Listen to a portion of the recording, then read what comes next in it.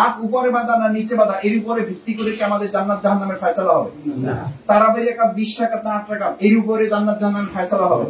আমাদের গবেষণা হওয়ার কথা হচ্ছে রাষ্ট্র কিভাবে পরিচালিত হবে, আর এখন আমাদের ডিবেট এবং গবেষণা হয় 20 রাকাত আর কিসের উপরে? 8 রাকাত। এটা জাতির জন্য দুর্ভাগ্য ছাড়া আর কিছুই নয়। আমি মনে করি আল্লাহ আমার ধারণা যেন মিথ্যা প্রমাণ করেন। আমাদের মুসলিম উম্মাহকে বিভ্রান্ত করার জন্য কোন একটা গোষ্ঠী বা কোন একটা চক্র আমাদের আলেম সমাজকে দিয়ে এটা করিয়ে মুসলিম উম্মাহকে মূল কাজ থেকে আমাদেরকে দূরে রাখতে চায়। ঠিক ঠিক। আলহামদুলিল্লাহ ওয়াসসালাতু ওয়াসসালামু আলা রাসূলিল্লাহ ওয়া আলা আলিহি ওয়া সাহবিহি আজমাইন। আসসালামু আলাইকুম ওয়া রাহমাতুল্লাহি ওয়া বারাকাতুহু। ওয়া আলাইকুম আসসালাম। আল্লাহ শুকরিয়া আদায় করছি আল্লাহ সুবহানাহু ওয়া তাআলা আমাদেরকে রমাদান শেষ করে ট্রেনিং পর্ব আমরা শেষ করেছি। ঠিক তার সাথে সাথে আল্লাহ একান্ত দয়া পরিকল্পনায় মিলে গেছে। আল্লাহ তাআলা হয়তো এভাবেই চেয়েছেন কেন্দ্রীয় সংগঠন আমাদেরকে এবার প্রশিক্ষণ শেষ করে প্র্যাকটিক্যাল ফরম্যাটে অর্থাৎ বাস্তব ময়দানে ভূমিকা পালন করার জন্য গণসংযোগ অভিযান দিয়ে প্রশিক্ষণ আমরা আসলে কতখানি যথাযথভাবে গ্রহণ করতে পেরেছি তার যথার্থতা উপলব্ধি করার জন্য এবার ময়দানে গণসংযোগ পক্ষ বা দাওয়াতি অভিযান যে কর্মসূচি ঘোষণা করেছে, আমরা মহান আল্লাহ তাআলার দরবারে এই কর্মসূচির জন্য শুকরিয়া আদায় করি এবং তার কাছে সাহায্য চাই। আল্লাহ যেন আমাদের অভিযানকে, আমাদের এই গণসংযোগ পক্ষকে কবুল মঞ্জুর করে। সম্মানিত ভাইয়েরা, আল্লাহ তাআলা পৃথিবীতে আমাদেরকে পাঠিয়েছেন একটা মিশন, একটা ভিশন দিয়েছেন, লক্ষ্য, একটা টার্গেট দিয়েছেন। সেই টার্গেটটা কি?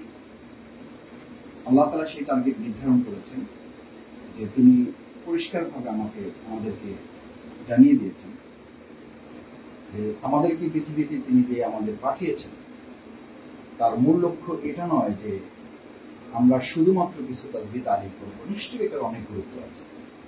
এই গুরুত্বের সাথে আমাদের মূল একটা উদ্দেশ্য আছে, সেটা হচ্ছে আল্লাহর দিকে মানুষকে আহ্বান করা। সমস্ত নবী আম্বিয়া কিরামগণ এই দায়িত্ব তারা পালন করেছে। ইয়া কওমি ইবুদুল্লাহ মা লাকুম মিন ইলাহিন গায়রুহু। সমস্ত কওমকে আল্লাহ তাআলা দাসত্বের দিকে, আল্লাহর গোলামীর দিকে মানুষকে আহ্বান করা হয়েছে। এবং তিনি ছাড়া আর কোনো ইলাহ নেই, তিনি ছাড়া আর কোনো প্রভু নেই, আর কোনো শাসন করার ক্ষমতা কারো নেই, আইন প্রণয়ন করার কোনো ক্ষমতার কারো নেই।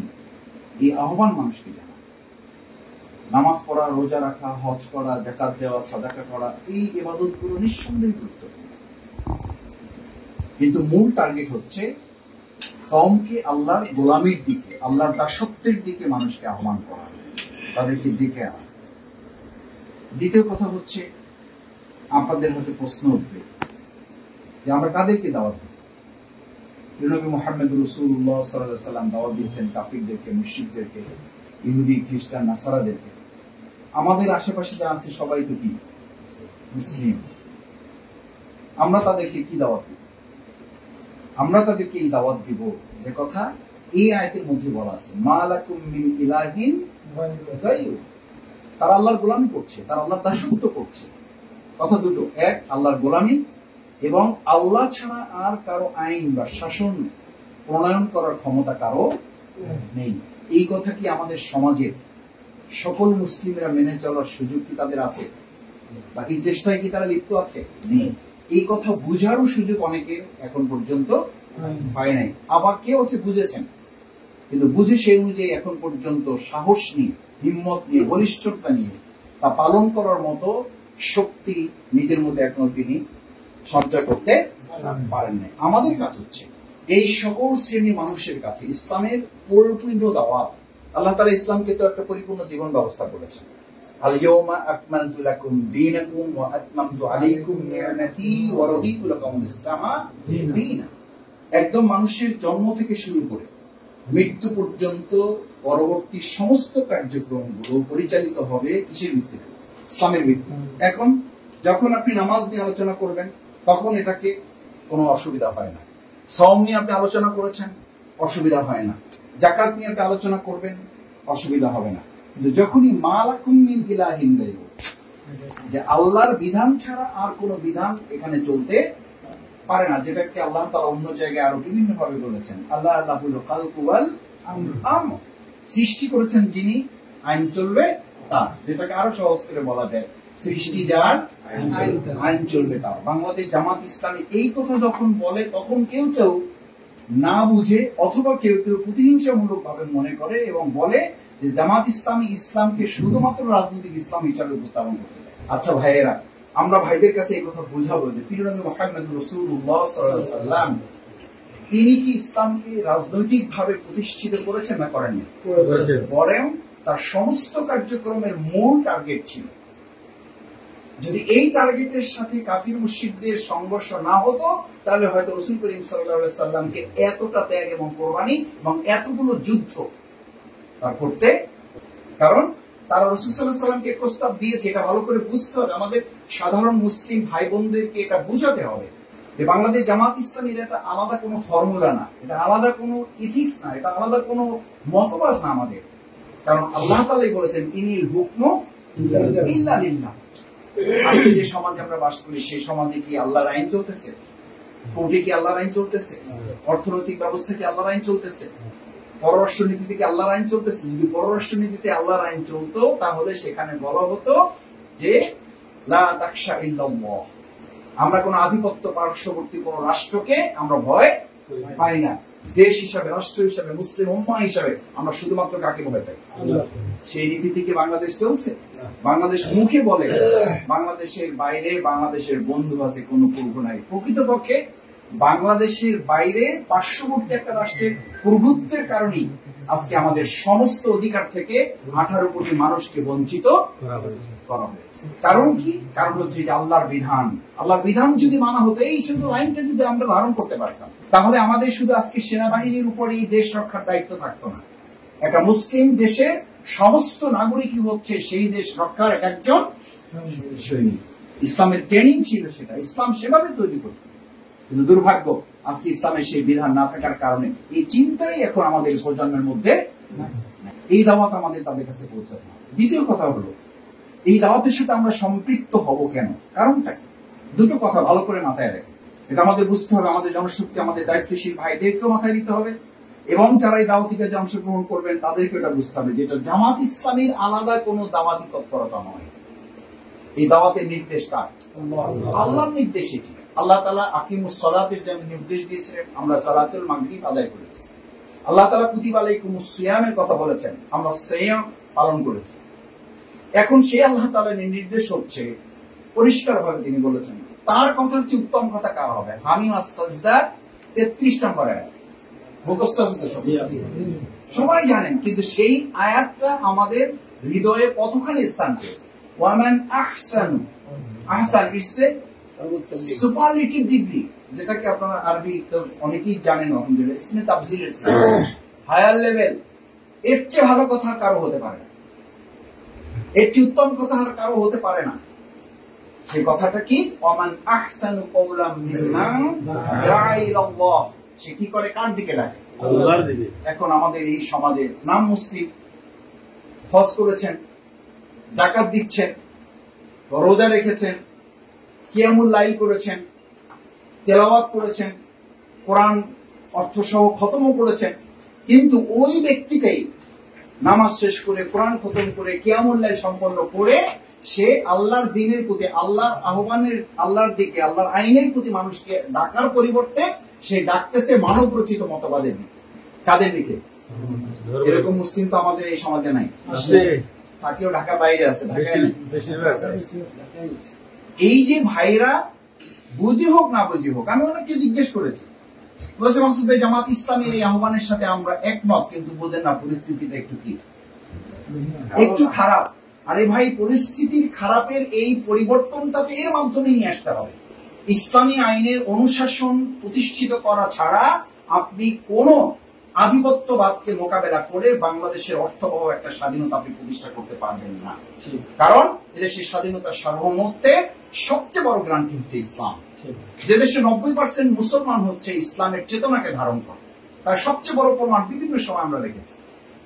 শাপলা চত্বর আমাদের সে প্রমাণ রেখেছে।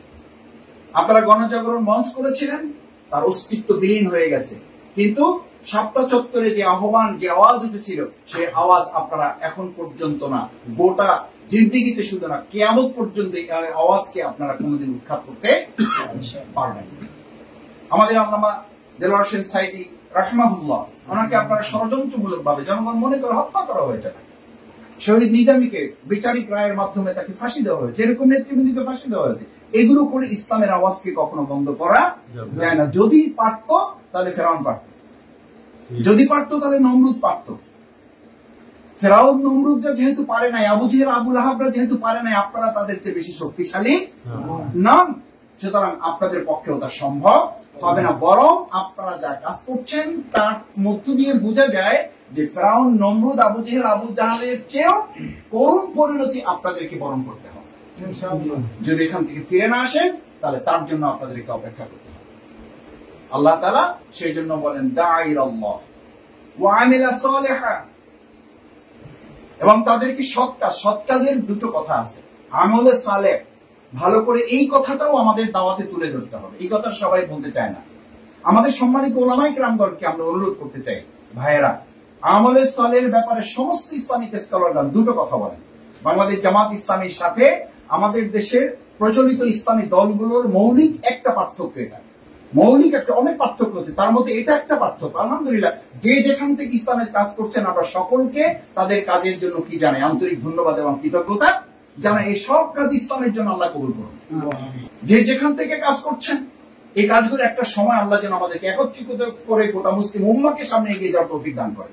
কিন্তু মৌলিক একটা পার্থক্য খেয়াল করবেন, বাংলাদেশ জামাত ইসলামী আমলে সালে বলতে জামাত ইসলামী ব্যাখ্যা না, গোটা পৃথিবীর ইসলামী স্কলারগণের ব্যাখ্যা হচ্ছে আমলে সালের মানে দুটো কথা, তা'মুরুনা বিল মারুফ ওয়া তানহাউনা আনিল মুনকার, সৎ কাজের আদেশ করা, অন্যায় কাজে নিষেধ করা। রাসূল করিম সাল্লাল্লাহু আলাইহি ওয়াসাল্লাম শুধু সৎ কাজ করতে গিয়ে পরিপূর্ণভাবে তিনি আক্রমণ, হামলা এবং নির্যাতনের শিকার হন নাই। মূলত নির্যাতনের শিকার হয়েছেন যখন তিনি অন্যায় কাজে কি দিয়েছেন, বাধা দিয়েছেন।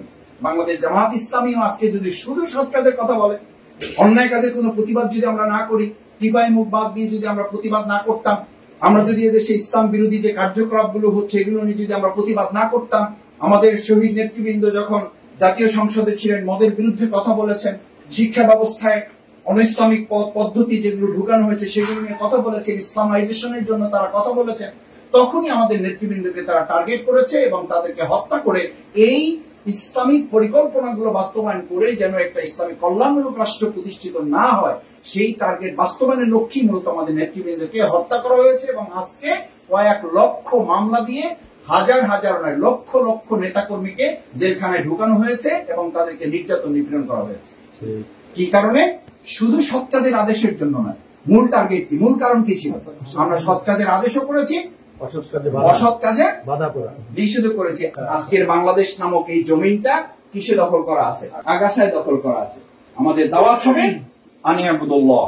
দাওয়াতের দুটো শর্ত, আনিয়াবুদুল্লাহ, ভাইয়েরা, আল্লাহর দাসত্ব করতে হবে, আল্লাহর গোলামি করতে হবে, নামাজ রোজা হজ যাকাত করতে হবে। কেউ কেউ আবার বলেন, আমাকে অনেকে ফোন করে বলেন, মাসুদ ভাই আপনার বক্তব্য ভালোই লাগে, কিন্তু আপনি যে অনেক সময় কথা বলেন মনে হয় যে নামাজ রোজা হজ যাকাতের প্রতি একটু গুরুত্ব কি হয়ে যায়, কম হয়ে যায়। আমি তখন তাকে বলি যে ভাই, আল্লাহর রাস্তে মাফ করেন, ভুল বুঝছেন না আমার কথায়, আমার কথা ভুল বুঝছেন না। আল্লাহ তাআলা পৃথিবীতে আমাদেরকে পাঠানোর মূল উদ্দেশ্যটা কি, টার্গেটটা কি? টার্গেট কি নামাজ, টার্গেট কি রোজা, টার্গেট কি হজ, টার্গেট কি যাকাত? টার্গেট তো হচ্ছে আগাছা দমন করে এই ফসলটা ফলানোর জন্য আল্লাহ রাসূল সাল্লাল্লাহু আলাইহি ওয়াসাল্লামের মাধ্যমে দুনিয়াটাকে পরিচয় করিয়ে দিয়েছে। আর দুনিয়া মাজরাতুল আখিরাহ, এটা কোথাকার শস্যক্ষেত্র? আখিরাতের শস্যক্ষেত্র। তো সেই শস্যক্ষেত্রে আপনি ফসলও ফলাইছেন, সেখানে এখন কি হয়েছে? এখন আগাছা দমন করার সিদ্ধান্ত নিতে হবে না হবে না? হবে। আর যদি আপনি মনে করেন যে না, এই ব্যাপারে আমার কোনো ভূমিকা নেই, আমি এই সমস্ত নিয়ে কি করতে চাই না, ঝামেলায় জড়াতে চাই না, আল্লাহ তাআলার ফয়সালা, আল্লাহই ফসল দিয়েছে, আল্লাহই আগাছা দিয়েছে, এই গোছাতে আমি লাগাইও নাই, কে দিয়েছে? আল্লাহ দিয়েছে। দায়িত্ব আল্লাহ। এই দায়িত্ব আল্লাহর উপর ছেড়ে দিলে ওখানে জমি যেমন আগাছায় দখলে থাকবে, আজকে বাংলাদেশও কার দখলে আছে? আগাছার দখলে আছে। এই দাওয়াত আমাদের মানুষের কাছে পৌঁছে হবে, পারা যাবে ইনশাআল্লাহ। 3 নম্বর কথা হচ্ছে আমিলাস সালিহা ওয়া ক্বালা ইন্নানি মিনাল মুসলিমিন, এবং সে সৎ, মানে স্পষ্ট ভাবে হীনমন্যতা না, দাওয়াতি কাজের এটা একটা বড় কর্তব্য। এই আপনারা যারা এখানে অসংখ্য দায়িত্বশীল আছেন, এটা আপনাদের মাথায় রাখতে হবে। দাওয়াতি কাজে আপনি হীনমন্যতা প্রদর্শন করবেন না, দাওয়াতি কাজে আপনি কোনো সংকীর্ণতা প্রদর্শন করবেন না, দাওয়াতি কাজে আপনি বিতর্কিত কোনো ইস্যু এখানে নিয়ে আসবেন না। হাত উপরে বাঁধা না নিচে বাঁধা এর উপরে ভিত্তি করে কি আমাদের জান্নাত জাহান্নামের ফয়সালা হবে? তারাবির রাকাত 20 রাকাত না 8 রাকাত এর উপরে জান্নাত জাহান্নামের ফয়সালা হবে? আমাদের গবেষণা হওয়ার কথা হচ্ছে রাষ্ট্র কিভাবে পরিচালিত হবে, আর এখন আমাদের ডিবেট এবং গবেষণা হয় 20 রাকাত আর কিসের উপরে? 8 রাকাত। এটা জাতির জন্য দুর্ভাগ্য ছাড়া আর কিছুই নয়। আমি মনে করি আল্লাহ আমার ধারণা যেন মিথ্যা প্রমাণ করেন, আমাদের মুসলিম উম্মাহকে বিভ্রান্ত করার জন্য কোন একটা গোষ্ঠী বা কোন একটা চক্র আমাদের আলেম সমাজকে দিয়ে এটা করিয়ে মুসলিম উম্মাহকে মূল কাজ থেকে আমাদেরকে দূরে রাখতে চায়। মূল এজেন্ডায় যেন আমরা যেতে না পারি। আমি অনেক সময় বুঝার জন্য বলি যে আমার এই কথায় যদি কেউ এটা মনে করেন যে আমি আল্লাহ তাআলার প্রদত্ত এই বিধান বা নামাজ, রোজা, হজ, যাকাত, আলহামদুলিল্লাহ আলহামদুলিল্লাহ, আল্লাহ আমার অহংকার মাফ করুন, আমার সওয়াব যেন নষ্ট না হয়। আল্লাহ তাআলার নির্দেশগুলো সম্ভব চেষ্টা করি যতদূর সুন্দর করে পালন করা যায় এই নির্দেশগুলো। তারপর আকিমুদ্দিনের কথা বলি। আমরা তো নামাজ না পড়ে এটা বলছি না, আমরা তাহাজ্জুদ আল্লাহ মাফ করুন এটা বলার জন্য বলছি না, তাহাজ্জুদ না পড়ে তো আপনাকে আমরা এটা তাহাজ্জুদের বলছি না যে আপনি তাহাজ্জুদ পড়ে দিনের কাজ না করার পরে আপনি হয়তো আল্লাহ তাআলা বলা যায় না এই মূল দায়িত্ব পালন না করার কারণে আপনি জাহান্নামে চলে যাবেন। এগুলো করেই আমরা এটা করছি বলছি। সুতরাং আমি অনেক সময় বুঝার জন্য বলি যে ডাক্তারের কাছে রোগী গেছে ক্যান্সারের রোগী। কিসের রোগী? ক্যান্সারের রোগী। ক্যান্সারের রোগী সাধারণত বিভিন্ন উপসর্গ থাকে, জ্বর থাকে, সর্দি থাকে, কাশি থাকে, থাকে না? থাকে। চামড়া অনেক সময় কি পড়ে? ফোসকা পড়ে। এখন সে ক্যান্সারের মূল রোগের আলোচনা না করে সে মনে করছে যে এই আলোচনা করতে গিয়ে যদি রোগী ভয় পায়, আবার সে মনে করবে যে কোন ডাক্তারের পাল্লায় পড়ছি, আগেই আমার এই ক্যান্সারের কথা বলে ভয় ধরাই দিল। সে তার মিষ্টি মিষ্টি কথা বইলা বললো যে আপনি 2টা নাপা নিয়ে যান, 1 পাতা নাপা নিয়ে যান আর 2 পাতা সিবিট নিয়ে যান, সকাল বিকাল খাবেন। আশা করি আপনার এই যে টুকটাক জ্বর টর আছে, ফোসকা টুসকা পড়ছে, এগুলো আস্তে আস্তে কি হয়ে যাবে? ঠিক হয়ে যাবে। আপনি বলেন এই ডাক্তার রোগীর প্রতি ইনসাফ করেছে না জুলুম করেছে? ঠিক আজকের এই সমাজে আলেম সমাজ অভিজ্ঞ চিকিৎসকের ভূমিকা পালন করার জন্য মুসলিম উম্মাহ ইমানের দৃষ্টিতে যে ক্যান্সারে আক্রান্ত সেই ক্যান্সারের কথা বলতে ভয় পায় এই কারণে যে হয়তো এই রোগী আর ওই ডাক্তারের কাছে আসবে না।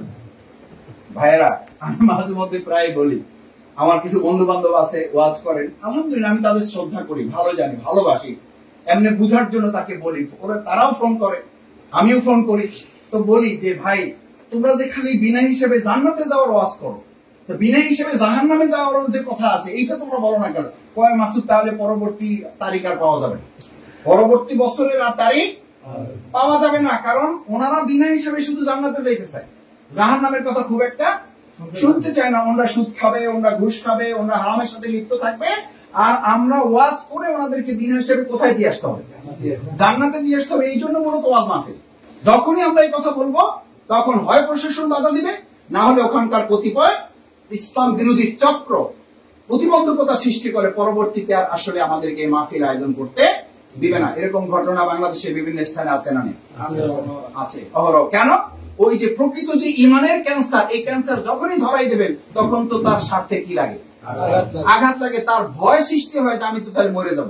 ওখানে জীবনে মরে যাওয়ার ভয় সৃষ্টি হয়, আর এখানে ইমানের মরে যাওয়ার ভয় তার মধ্যে তৈরি হয়। সেটা তৈরি করতে চায় না, সে আনন্দ ফুর্তি করতে চায়, তো ভোগ বিলাসের মধ্যে জীবন পরিচালনা করতে চায়। আমরা আজকে এখানে যে দায়িত্বশীল ভাইরা আছেন, আমরা কি আনিয়াবুদুল্লাহ আল্লাহর গোলামির সাথে ওয়াজতানিবুত তাগুত, আল্লাহদ্রোহী, আল্লাহর শাসন বিরোধী, আল্লাহর নীতিমালা বিরোধী মহাগ্রন্থ আল কোরআন, যেই বিজয়ের মাস গেল আমাদের রমাদান, সেই ট্রেনিং নিয়ে আমরা এই যে মাসটা পেয়েছি এবং যে গণসংযোগ অভিযান আমাদের সামনে দেওয়া হয়েছে, আমরা কি ওয়াজতানিবুত তাগুত আল্লাহদ্রোহিতার বিরুদ্ধে প্রতিরোধ গড়ে তোলার জন্য মানুষের কাছে কি আমরা দাওয়াত পৌঁছাতে পারবো ইনশাআল্লাহ?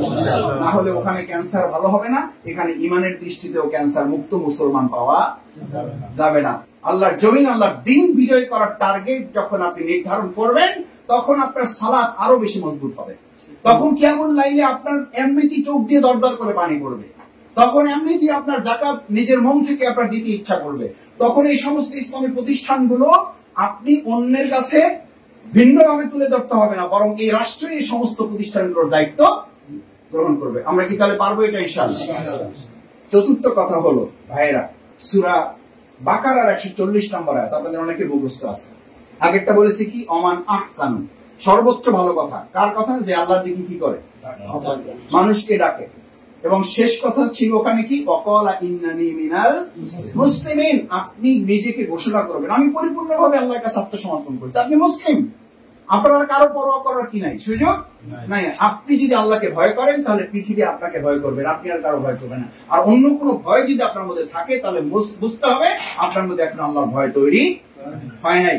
3 সেকেন্ড 5 সেকেন্ড 10 সেকেন্ড আগে যদি আপনাকে ইফতারের আগে যদি সশস্ত্র বাহিনী, বিভিন্ন গোয়েন্দা সংস্থা, বিভিন্ন সংস্থার লোকরা বন্দুক নিয়ে, দুষ্কৃতিকারীরা, বিভিন্ন দলের সন্ত্রাসীরা এই আপনাদেরকে ঘেরাও করে যদি বলতো ওই রমজান মাসের কোন এক ইফতারের 10 মিনিট আগে 5 মিনিট আগে যে ভাই অত শক্ত কথা শুনতে চাই না, কিসের নির্দেশ আসছে না নাই আমরা এত জানতে চাই না, এখন শর্ত আপনার সামনে দুটো, হয় গুলি খাবেন না ইফতার খাবেন, 6 মিনিট বাকি আছে, 5 মিনিট বাকি আছে বা 10 মিনিট বাকি আছে। আপনি বলেন ওই সময় সিয়ামের শিক্ষাটা কি ছিল? আল্লাহকে ভয় করে আপনি 10 মিনিট না, 5 মিনিট না, 5 সেকেন্ড আগেও ইফতার করবেন না, এই কথা বলে প্রয়োজনে জীবন যাবে তবু ঈমান বিক্রি করব না, গুলি খাবো, এখন ইফতার খাবো না, কারণ কয় সেকেন্ড বাকি আছে। যেই লোক 33 সেকেন্ডের জন্য আপোষ করলেন না, যেই লোক 5 মিনিটের জন্য আপোষ করলেন না, 10 মিনিটের জন্য আপোষ করলেন না, আজকে সেই মুসলিমরা সিয়াম শেষে প্রতি মিনিটে মিনিটে ইবলিসের সাথে, প্রতি মিনিটে মিনিটে মানুষ শয়তানের সাথে আপোষ করতেছে। এই রমাদানের জন্য আল্লাহ রাসূল সাল্লাল্লাহু আলাইহি ওয়াসাল্লাম বলেছেন তার রমাদান হয়তো আল্লাহ তাআলা এটা করবেন যে তার ওই পানীয় এবং খাবার পরিহারে আল্লাহর কিছুই আসে না। এটা এখন যখন বলি তখন বলবে যে জামাত ইসলামে মানুষকে রোজা রাখতে নিরুৎসাহিত করে। এই কথার অর্থ কি এটা? এই কথার অর্থ হচ্ছে রমাদান সিয়াম যে ট্রেনিং আপনাকে দিল, সেই ট্রেনিংটা আপনি নিতে পারলেন কিনা। ট্রেনিংটাতে ছিল কি, ট্রেনিং কি বলা হয়েছে? আসসামু যুন্নাহ। রমাদান কি মুসলিমের ঢাল, ঢাল ঢাল দিয়ে কি করে ভাই? হাল চাষ করে না, ঢাল মাথার নিচে নিয়ে ঘুমায়। ঢাল দিয়ে আপনাকে প্রস্তুত করা হয়েছে 1 মাস, এই জন্য যে আপনি এখন থেকে কোরআনের সৈনিক। কিসের সৈনিক? এই সৈনিকগিরি সার্টিফিকেটের অংশ হিসেবে আপনার হাতে কি দেওয়া হয়েছে? এখন ঢাল নিয়ে আমরা বাকি 11 মাস ঘুমায় যাবো ইনশাআল্লাহ। কি করতে হবে? এই যে 19 তারিখ থেকে 4 তারিখ পর্যন্ত গণসংযোগ অভিযান, গণসংযোগ পক্ষ, দাওয়াতি অভিযান, এই অভিযানে আমরা ঢাল নিয়ে প্রথম নিজেকে মোকাবেলা করব। নিজেকে মোকাবেলাকে সময় দেব, শ্রম দেব, শয়তান যেন আমাকে কি করতে না পারে, নিষ্ক্রিয় করতে না পারে। সকালে একবার বের হইতে হবে, বিকেল একবার বের হইতে হবে, সন্ধ্যা একবার বের হইতে হবে, আবার রাত্রিবেলা কিছু কাজ করে তারপর বের হইতে হবে। উপকরণগুলো আমার সাথে রাখতে হবে। আজকে আমাদের বিরুদ্ধে যারা, তারা কি সম্মিলিত না আলাদা আলাদা? তারা সম্মিলিত, তারা সম্মিলিত আর আমরা বিরোধী। তাদেরকে মোকাবেলা করার জন্য আমরা যারা, আমরা আজকে কি হয়ে আছি? বিচ্ছিন্ন হয়ে আছি। সেই জন্য রাসূল করিম সাল্লাল্লাহু আলাইহি ওয়াসাল্লাম সংঘবদ্ধ জীবনের এই গুরুত্ব তুলে ধরে আল্লাহ তাআলা আমাদেরকে জানিয়ে দেন, ওয়াতাসিমু বিহাবলিল্লাহি জামিআ। সংঘবদ্ধভাবে তোমরা একত্রিত হও। শুধু একত্রিত হলেই হবে না, মানবিমান, দুঃখ দুর্দশা, ছোট ছোট মাসলাকের ব্যাপার নিয়ে, ছোট ছোট ইস্যু কি সামনে নিয়ে তোমরা যেন কি না হয়ে যাও, আলাদা না হয়ে যাও। আমার মাঝে মধ্যে খুব আফসোস লাগে, কষ্ট লাগে, হৃদয়টা ফেটে যায় যে আমি ইউটিউবে মাঝে মধ্যে টুকটাক বক্তব্য আমাদের শ্রদ্ধেয় ওলামায়ে কেরামগণের শোনার চেষ্টা করি। দেখি যে ইসলামের মূল দাওয়াত তো দূরে কথা, তারা একজন আরেকজনের কথার জবাব দিতে দিতে 2 ঘন্টা শেষ, মূল কথায় তারা যেতে পারে না। প্রফেসর গোলাম আজম রাহিমাহুল্লাহ, আল্লাহ তাআলা শাহাদাতের সর্বোচ্চ মর্যাদা দান করুন, উনি বলতেন ওলামায়ে কেরামগণকে সতর্ক থাকতে হবে। এই যে ছোট ছোট মাসলাকের ব্যাপারে আপনারা পরস্পরের বিবাদে জড়িয়ে যান, মূলত এটা হচ্ছে আমাদের বিরুদ্ধে একটা ষড়যন্ত্রের অংশ, যে অংশের মাধ্যমে মূলত মূল দাওয়াত থেকে যেন আমরা কি হয়ে যাই, আলাদা হয়ে যায়। মূল দাওয়াত দেওয়ার জন্য সময় আমরা না পাই। আপনারা যারা দাওয়াতি কাজে যাবেন, এই সমস্ত ছোট ছোট বিতর্কিত বিষয়গুলোতে আমরা কি করবো না, জড়াবো না। কারণ আল্লাহ তাআলা অন্য জায়গায় বলেছেন, উদু ইলা সাবিলি রাব্বিকা বিল হিকমা ওয়াল মাউইজাতিল হাসানা ওয়া জাবিলহুম বিল্লাতী হিয়া আহসান। আমাদের সাথে তাদের আর্গুমেন্টটা হবে, বুঝানোর প্রক্রিয়াটা হবে উত্তম পদ্ধতি। জাবিলহুম বিল্লাতী হিয়া আহসান, এখানে সুপারলেটিভ, উত্তম পদ্ধতিতে, সর্বোত্তম পদ্ধতিতে আমরা তাদেরকে বুঝাবো ইনশাআল্লাহ। সেক্ষেত্রে ধৈর্য ধারণ করতে পারবো তো আমরা ইনশাআল্লাহ, ধৈর্য ধারণ করবো। সেই জন্য শেষ কথা যেটা বলছি, আল্লাহ রাসূল সাল্লাল্লাহু আলাইহি সাল্লাম সূরা আল ইমরান, এই সূরা আল বাকারা 140 নম্বর আয়াত, যেখানে আল্লাহ তাআলা ওখানে বলছেন ওমান আহসানু কাওলাম মিম্মান দাআ ইলাল্লাহ, আর এখানে আল্লাহ তাআলা বলছেন ওমান আযলামু মিম্মান কাতামা শাহাদাতান ইনদাল্লাহ। যদি ইনদাহু মিনাল্লাহ, ওমান আযলামু মিম্মান কাতামা শাহাদাতান ইনদাহু মিনাল্লাহ। আল্লাহ তাআলা বললেন ওমাল্লাহু বিগাফিলিন আম্মা তা'মালুন, তোমরা যা করো এই সমস্ত বিষয় খালি সালাম ভাই খোঁজ রাখলে হবে না। ভাবার দরকার নাই যে শুধু নজরুল ভাইয়ের কাছে হিসাব দিতে হবে, ভাবার দরকার নাই শুধু মিঠু ভাইয়ের কাছে হিসাব দিতে হবে, ভাবার দরকার নাই যে শুধু হাফিজ ভাই, নুরুল ইসলাম, বুলবুল ভাইয়ের কাছে হিসাব দিতে হবে। তোমরা যদি এই কথা অস্বীকার করো এবং সত্যটা প্রকাশে তোমরা যদি নিজেদেরকে আড়াল করো, দুর্বলতা করো, নিষ্ক্রিয় থাকো, আমান আজলামু মিম্মান কাতামা শাহাদাতান ইনদাহু মিনাল্লাহ, যা কার কাছ থেকে এসেছে?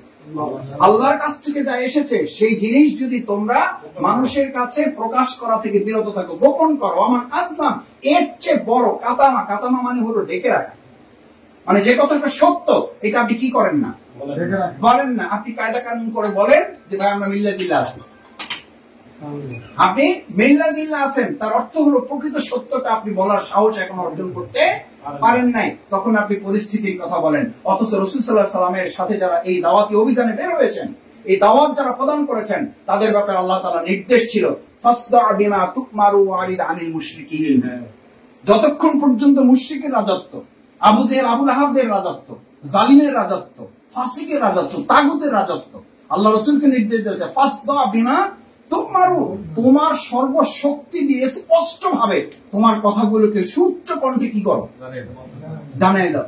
এখন এই সময় যদি মিনমিন মিনমিন করেন, হাত পস্তায় যদি মানুষের সাথে কথা বলেন, তো বলবে দুর্বলের উপর আরো দুইটা চটকানা মারো। কারণ এই পৃথিবীটা হলো শক্তের ভক্ত নরমে জাম। ওমর রাদিয়াল্লাহু তাআলা ইসলাম গ্রহণ করার পরে কি হাত পস্তাইছে না নবী করিম সাল্লাল্লাহু আলাইহি ওয়াসাল্লামের কাছে অনুমতি চাইছে? কি অনুমতি চাইছে? যে ইয়া রাসূলুল্লাহ সাল্লাল্লাহু আলাইহি ওয়াসাল্লাম আজকে থেকে আর গোপন টোপন নাই, আজকে থেকে আর আস্তে আস্তে আলোচনা হবে না, আজকে থেকে আলোচনা হবে ডাইরেক্ট এবং উচ্চ কণ্ঠে। এবং আমরা এই কয়েকজনই এখন স্লোগান দিতে দিতে, মিছিল দিতে দিতে কোথায় যাব? কাবার চত্বরে যাব। মাঝখানে এমন কোন বাপের বেটা যদি থাকে, যদি সে তার নিজের স্ত্রীকে বিধবা করতে চায়, তাহলে যেন আমার সামনে আসে। কেউ যদি তার সন্তানকে এতিম করতে চায়, তাহলে সে যেন ওমরের সামনে আসে। ভাই এই কথাগুলো কি হাত কাস্তানো কথা? ভাই এই কথাগুলো কি মিষ্টি মিষ্টি কথা? সেই যুগটা ছিল জাহেলের যুগ, এই যুগটাও এখন ওইটা ছিল আইএমএ জাহিলের যুগ, এইটা হলো আওয়ামী জাহিলের যুগ। তো এখন আমরা আস্তে কথা বলবো কেন? আমাদের কথা যেন তাদের বুকে কাঁপন ধরে যায়। আপনি জানেন না, এটা আমাকে, আমি অহংকার মাফ করুন, আমাদের এরকম যারা টুকটাক কিছু কথা বলেন, আলহামদুলিল্লাহ আমাদের দায়িত্বশীলরা বলে যে আপনারা হয়তো 5 জনের সামনে কথা বলেন, কিন্তু আপনারা জানেন না এই 5 জনের সামনের কথা 5 লক্ষ নয় কোটি মানুষের হৃদয়কে কাঁপিয়ে দেয়, উজ্জীবিত করে। দেশ বিদেশের মানুষেরা এই কথা শুনে উজ্জীবিত হয়, একজন আরেকজনের, প্রশাসনের লোকেরা আমাকে আমার ভিডিও আমার কাছে পাঠায়। আলহামদুলিল্লাহ, এটা আমাদের কোনো কৃতিত্ব নয়, এটা আমাদের দায়িত্বশীলদের। এই কোরআন হাদিসের স্পষ্ট কথা মানুষ শুনতে চায়। আজকে খেয়াল করবেন, বিভিন্ন ওয়াজ নসিহত গুলো, আগে সেই কিস্সা কাহিনীর গল্পের ওয়াজ এখন আর সাধারণ মানুষ শুনতে চায় না, ওখানে এখন আর কেউ যায় না। এখন সবাই কি চায়? ইসলামের মূল কথাগুলো শুনতে চায়। আমি এবার এই যে ঈদের পরে যে জুমা গেল, সাধারণ এক মসজিদে আমি নামাজ পড়তে দাঁড়িয়েছি, নামাজ আমি সুন্নাত শেষ করতে পারি নাই। একজন এসে বললো যে ভাই আপনি এখানে আসছেন, এটা আমরা তো জানতাম না। আমি বললাম যে আপনি জানাই আসি না, পথে পড়ে গেছে মসজিদ জুমা, এখানে আমি পড়ার জন্য সিদ্ধান্ত নেব। মুসাফির বলছে ভাই মুসাফির হন আর যাই হন, আপনি আমাদের সামনে একটু 5 মিনিট কথা বলেন। তখন আমি বললাম যে ভাই এখানে কারা আছে? বলছে যে ভাই যা আছে, আপনি কোনো অসুবিধা নেই, আপনি আপনার মতো কথা বলেন। তো আমি 15 থেকে 20 মিনিট কথা বলেছি, যতটুকু সুযোগ ছিল আমার, আল্লাহ যতটুকু যোগ্যতা দিয়েছে। বিশ্বাস করুন, আমার কথা শোনার পর ওখানে এখনকার সরকার দলীয় একজন লোক এসে বলল যে মাসুদ ভাই এই কথাগুলোই মানুষ শুনতে চায়, আসলে এই কথা বলা ছাড়া আমাদের কারো মুক্তি নাই, এই কথাগুলো বলতে হবে। আমি তখন ওখানে যে আমাকে দাঁড় করাইছে, আমি বললাম যে এরকম সরকার দলীয় কয়জন আছে? কয়জন? মাসুদ ভাই এখানে সরকার দলীয় লোকেরাই বেশি, তারাই কমিটিতে আছে। কিন্তু এই জন্য দিয়েছি যে এখানকার বহু লোকেরাই আপনাদের এই কথাগুলোকে তারা কি করে, ভিতরে ভিতরে পছন্দ করে, লালন করে। হয়তো পরিস্থিতির জন্য তারা বলতে পারে না। আলহামদুলিল্লাহ আমরা এই দাওয়াত কি পৌঁছাতে পারবো স্পষ্টভাবে ইনশাআল্লাহ। যদি না পৌঁছাই তাহলে আল্লাহ তাআলা বলছেন আমান আজদামু, তার চেয়ে বড় জালেম। ভাই জালেম হইলে জান্নাতে যাবো তো আমরা ইনশাআল্লাহ। নামাজ পড়বো, রোজা রাখবো, হজ করবো, যাকাত দেবো, সব করবো, আল্লাহর বিধানের কথা স্পষ্টভাবে মানুষের সামনে তুলে ধরতে পারবো না। এই ব্যর্থতার দায়ে আল্লাহ তাআলা তার পরিচয় দিয়েছেন কি? বলি জালেম পরিচয় দিয়েছেন। শুধু এই অপরাধে যে আল্লাহর কথাগুলো আপনি প্রকাশ করতে হীনমন্যতা বোধ করেন, আপনি যদি গ্রেফতারি হন, এই প্রশাসন যদি নির্যাতন নিপীড়ন আপনাকে করে, কোনো বালা মুসিবত যদি নির্ধারিত থাকে, তাহলে ওই ডিফর্ম থাকলেও হবে, ডিফর্ম না থাকলেও হবে, কারণ নির্ধারিতটা হয় কার পক্ষ থেকে? এই জন্য রাসূল করিম সাল্লাল্লাহু আলাইহি ওয়াসাল্লামের একটা হাদিস দিয়ে শেষ করি, ওয়াইন আসাবাকা শাইউন ওয়ালা তা'জাস, কোন দুঃখ দুর্দশা মুসিবত এই দাওয়াত প্রদানের পর যদি এসে যায়, তাহলে তুমি কখনো উদ্বেগ উৎকণ্ঠিত হয়ো না, হতাশ হয়ো না, নিরাশ হয়ো না। ওয়াস্তাইন বিল্লাহ, কার সাহায্য চাও? আল্লাহ, আল্লাহর সাহায্য চাও। কারণ আল্লাহ রাসূল বলেছেন, ওয়ালাকিন কুল কাদ্দারাল্লাহু ওয়া মা শাআ ফাআলা, তোমার উপরে যে দুঃখ দুর্দশা নির্ধারিত যা কিছু হয়, এই সব কিছু কার থেকে ফয়সালা? আল্লাহর থেকে ফয়সালা। এই জন্য আপনি মাঠে থাকলেও গ্রেফতার হতে পারেন, ঘরে বসেও গ্রেফতার হতে পারেন। তাহলে ইমানদারের সবচেয়ে আনন্দের বিষয় হলো ঘরে থেকে গ্রেফতার হওয়া নাকি মাঠে থেকে? আল্লাহ যেন আমাদের কবুল করেন। আল্লাহর কাছে প্রত্যাশা থাকবে দাওয়াতি কাজ করাকালীন সময় তিনি আমাদেরকে দয়া, নিরাপত্তা, অনুগ্রহের চাদর দিয়ে আমাদেরকে ডেকে রাখুন। আমাদের এই 15 দিন দাওয়াতি কাজের মূল উৎসব, এটা একটা ফেস্টিভ্যাল, একটা উৎসব হিসাবে নেবেন। সব সময় দাওয়াতি কাজে আমাদের নিজেদেরকে অবিচল রাখা, এটা আমাদের দায়িত্ব। আর এই 15 দিন হলো দাওয়াতি কাজের কি সিজন, দাওয়াতি কাজের মৌসুম, উৎসব, ফেস্টিভ্যাল। এখন অন্য সময় যে কাঁঠাল খান, অন্য সময় যে আম খান, সিজনে একটু কম খান না বেশি খান?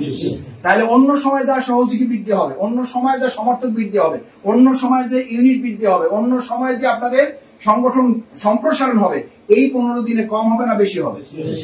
মানে এখন থানা মিশে শুধু একটা বই পড়ে তার কি হয়েছে? মৌলিক পরিবর্তন হয়েছে। ইসলামের হাকিকত, একটা বই, কয়েক পাতার একটা বই পড়ে সে তার এত পরিবর্তন হয়েছে। এখন সে মহানগরী গণপরিষদ সদস্য। উনি বলেন, ওনার ইতিহাস বলতে গিয়ে বলেন যে আমার পুরো জীবন পরিবর্তন করেছে একটা বই, ইসলামের হাকিকত বইয়ে পরিবর্তন করে দিয়েছে। ইমানের হাকিকত আমার জীবন পরিবর্তন করে দিয়েছে। একামতে দিন আমার পুরো জীবনের মোড় ঘুরিয়ে দিয়েছে। সুতরাং আজকে যদি আমরা এই বইগুলো তাদের কাছে পৌঁছাতে পারি, আশা করি তিনি এই বইগুলো পড়ার মধ্য দিয়ে প্রকৃত ইসলাম তিনি উপলব্ধি করতে পারবেন এবং এই সমাজটাকে আমরা ইসলামের আলোকে পরিবর্তন করতে সক্ষম হব ইনশাআল্লাহ। সেই প্রত্যাশা ব্যক্ত করে আবারও সবাইকে ধন্যবাদ এবং কৃতজ্ঞতা জানিয়ে আজকের ঈদুল ফিতর উত্তর এই গণসংযোগ অভিযান এবং দাওয়াতি পক্ষ যেটা আমাদের ঘোষণা করা হয়েছে, এই বাস্তবায়নে আল্লাহ তাআলা যেন আমাদের কবুল ও মঞ্জুর করেন। আপনারা আজকের এই আয়োজনের জন্য আপনাদেরকে ধন্যবাদ কৃতজ্ঞতা জানিয়ে আমার কথা শেষ করছি। সুবহানাকাল্লাহুম্মা ওয়া বিহামদিকা আশহাদু আল্লা ইলাহা ইল্লা আনতা আস্তাগফিরুকা ওয়া আতুবু ইলাইক। আসসালামু আলাইকুম ওয়া রাহমাতুল্লাহি ওয়া বারাকাতুহু।